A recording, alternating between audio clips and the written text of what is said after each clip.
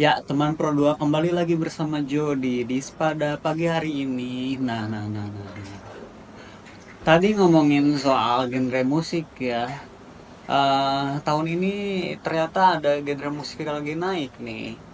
Dan ternyata genre musik ini tuh berkembang pada awal 80-an di Inggris. Dan juga mencapai puncak popularitasnya pada tahun 90-an. Ada yang tahu nggak nama genre musiknya ini apa? Nah, sekarang aku mau ngasih tahu nih nama genre musiknya ini adalah shoegaze. Nah, kenapa dinamakan shoegaze? Karena kebiasaan para musik genre ini yang sering melihat ke bawah ke pedal efek mereka saat tampil di panggung dan seolah-olah seperti menatap sepatu mereka gitu. Jadi dinamakan shoegaze gitu. Seperti menatap sepatu lah. Nah, kira-kira teman Pro 2, apakah ada dari teman-teman Pro 2 yang pernah mendengarkan lagu shoegaze?